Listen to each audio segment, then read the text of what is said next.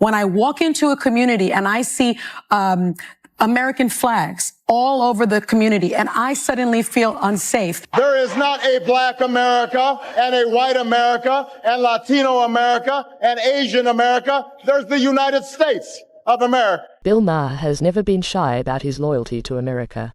So when Sunny Hostin crossed the line, he didn't hold back. On live TV, Maher tore apart her narrative and made his position crystal clear. I said this on this show many years ago, because this is my 10th year on the show. And I said there are times when I walk into a community and I see American flags all over the community and I suddenly feel unsafe because there is a section of this country that has co-opted the American flag and they equate being an American or an American flag with white supremacy. Read Sunny's words again.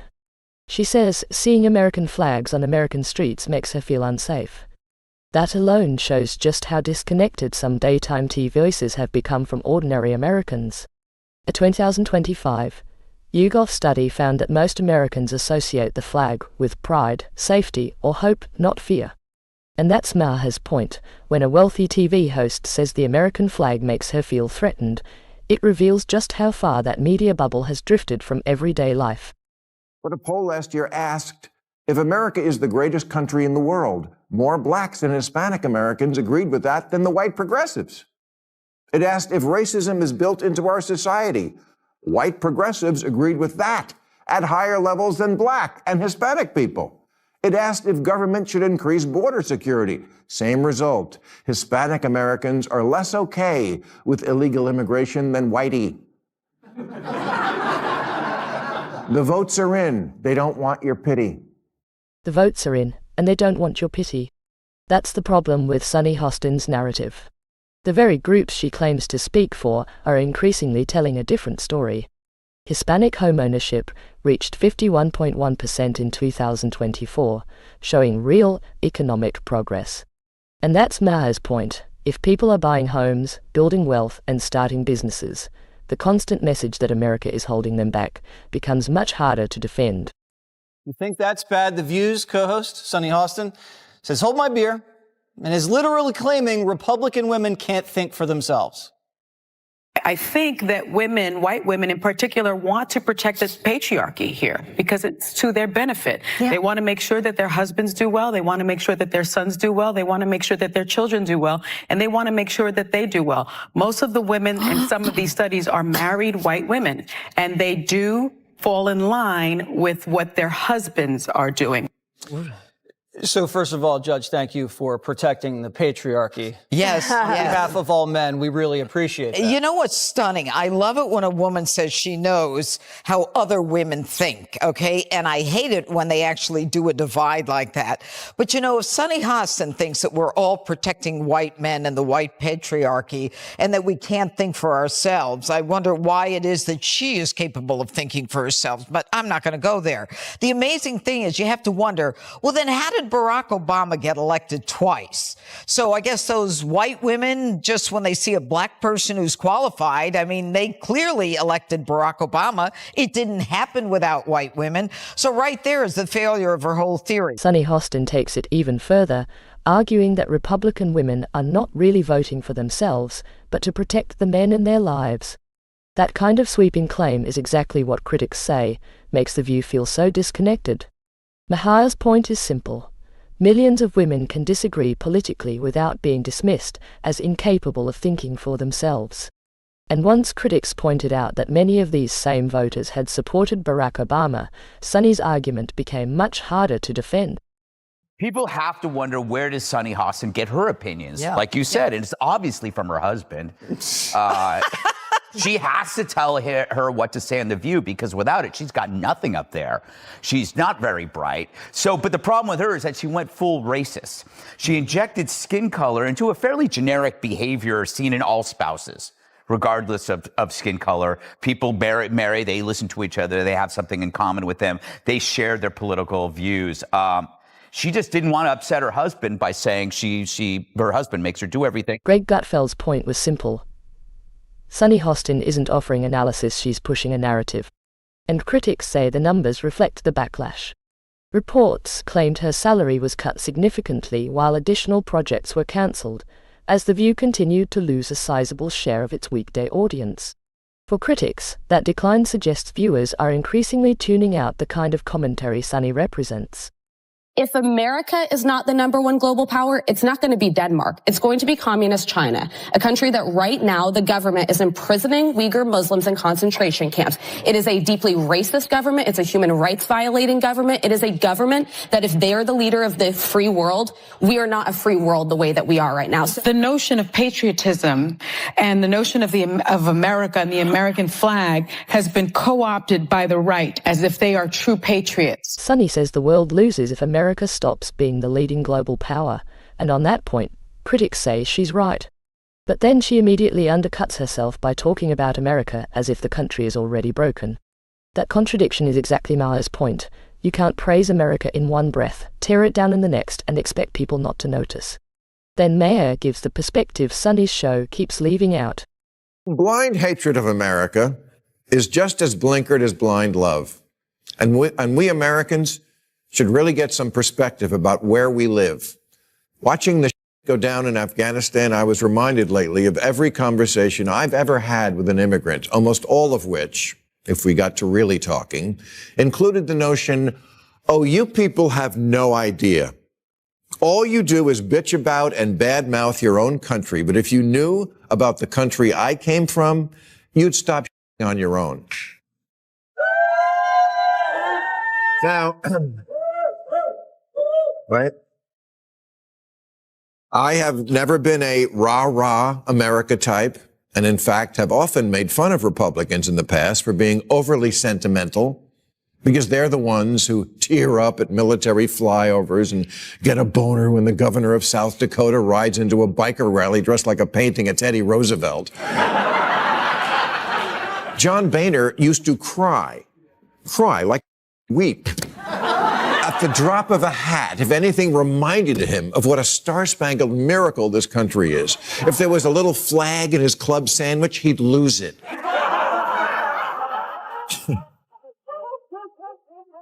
Maher says immigrants constantly remind him of something many Americans forget. Just how fortunate they are to live here. And that's what makes Sunny's argument so striking. When millions around the world still see America as a place of opportunity. Claiming its flag makes you feel unsafe reveals a disconnect that's hard to ignore. And is it possible for a country to lose itself so much that leaving it is justified? Yes, but we're not there yet, not by a long shot, and we don't need quitters. We need people who will stay and fix it. Maybe the problem isn't that America isn't worth defending. Maybe the problem is that lots of people today are entitled whiners who have no perspective and no idea how good they have it.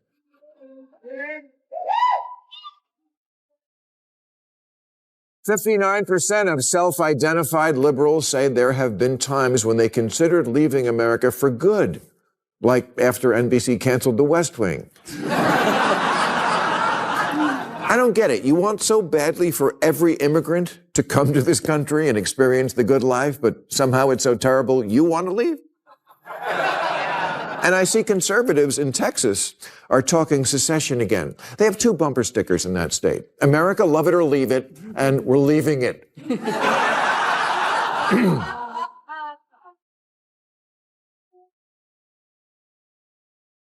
Just like there's a long list of liberal celebrities who swear they'll go if a Republican is elected, and no one ever does. Miley Cyrus once said, "I am moving if Trump is my president. I don't say things I don't mean." Here she is looking miserable, having to endure America at the Grammys last Sunday.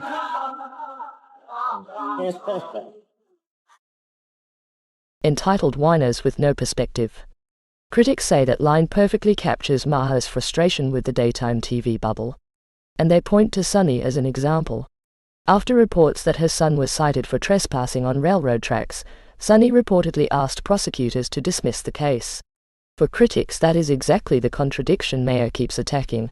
Demand equal treatment for everyone until the rules hit your own family. Well, I had a different question.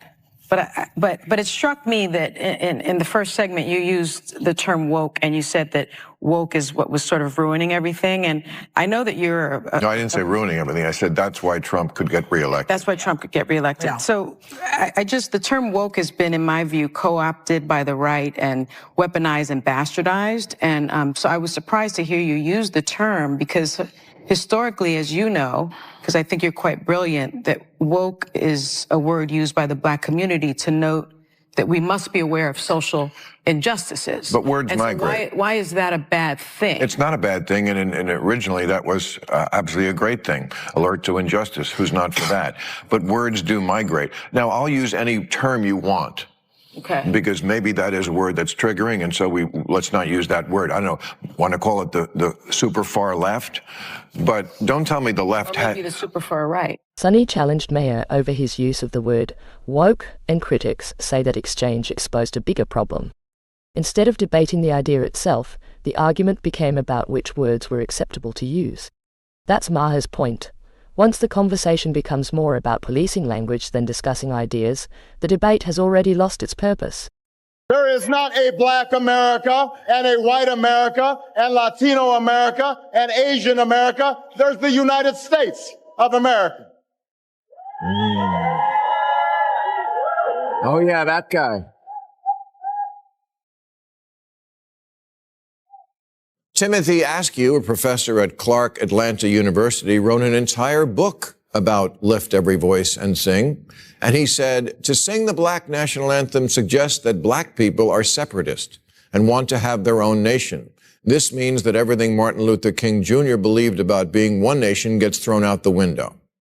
Thanks, Professor. You'll be hearing from Whoopi.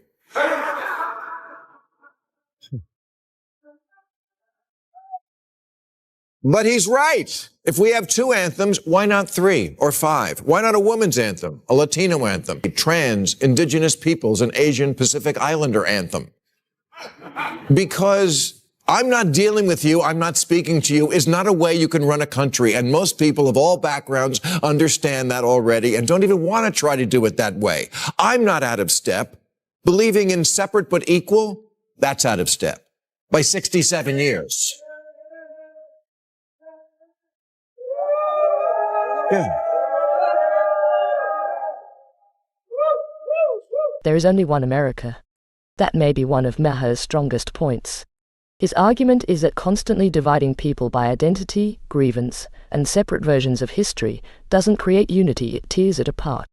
A country cannot hold together without some sense of shared identity, and Maher believes that is exactly what modern politics is losing. The chief psychiatric resident at Yale University, Amanda Calhoun, recently told Joy Reid it's okay to cut off family members if they voted for Trump and tell them, I'm not going to be around you this holiday. Oh, how pure. It's like not letting certain people sit with you on the bus.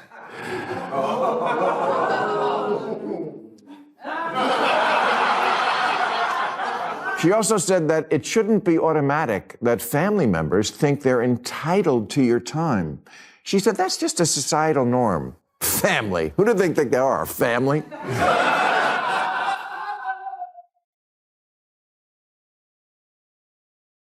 I mean, think about that. A mental health professional advising people to isolate during the holidays. And don't forget to drink too much and put on weight.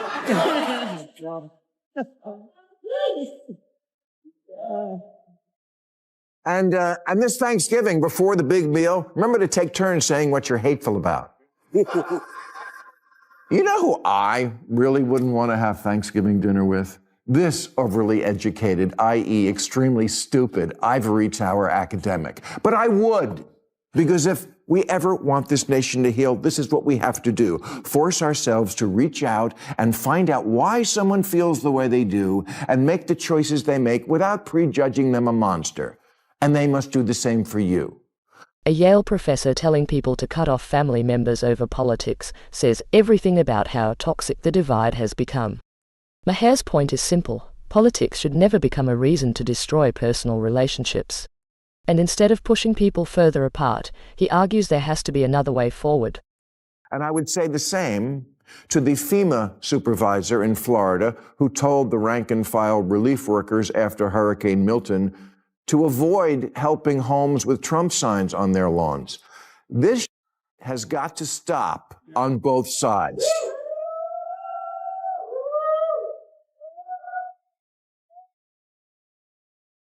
This is America. I want to be judged by the content of my character, not what's on my lawn.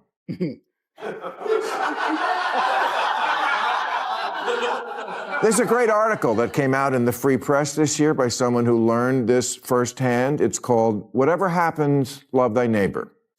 And it tells of how a married couple, who are exactly the portrait of a liberal white couple living in Park Slope, Brooklyn, that you would expect, wind up moving upstate and then are surrounded by Trumpers, and they're petrified. But then, when they get stuck in the snow, the Trump guy down the street doesn't hesitate to help dig the liberals out. The author, Larissa Phillips, says she slowly came to reject the political prejudice so common among my tribe, and that it's hard to care where someone stands on politics when they race to your house to save a dying lamb. A liberal couple expected their conservative neighbors to treat them like outsiders. Then a snowstorm hit, and those same neighbors were the ones who showed up to help.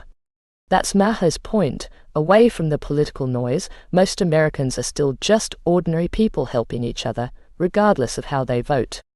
You're still building your politics around slicing and dicing people into these fixed categories. Democrats need to get the memo that you can't win elections anymore by automatically assuming you're going to get every voter who's not these guys.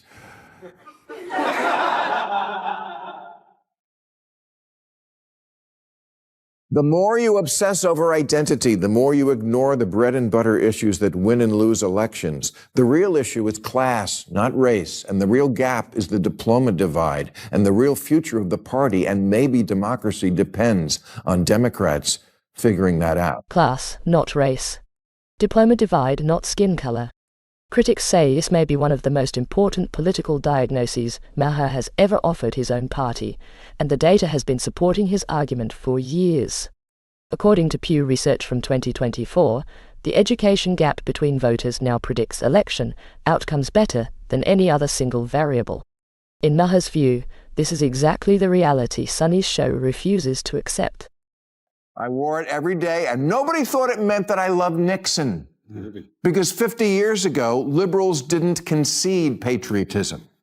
Abbie Hoffman was the quintessential 60s radical, and when he had to appear before the House Un-American Activities Committee, he wore an American flag shirt, which some cops later ripped off his back.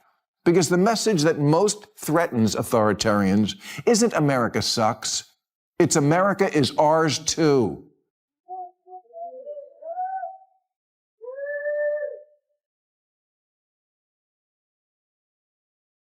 Every election year, Democrats seem to remember patriotism for about an hour at their convention when they're trying to win back swing voters.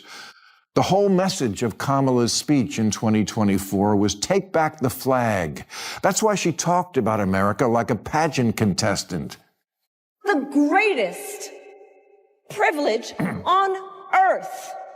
The privilege and pride of being an American. Hard to believe she lost, huh? Well, you can't take back the flag in an hour if the rest of the time you treat patriotism as something vaguely embarrassing. It shouldn't be, even though we are far from perfect. America is ours too. That was the message that once helped bring people together, not that America is hopeless, unsafe, or beyond repair. Maher's argument is that modern political commentary has moved away from that message and replaced it with constant division. And critics say Sunny Hostin represents that shift more than almost anyone on daytime television. Even voices on the left have questioned whether The View has become too insulated from opposing perspectives. Ratings pressure and growing criticism have only added to that debate. Maher's larger point is simple. If you spend years telling Americans their country is fundamentally broken, eventually some of them will stop listening. And that may be the biggest difference between Maher and Sunny. Maher criticizes America because he believes it can be better. Sunny's critics argue that her message increasingly sounds like she has lost faith in the country altogether.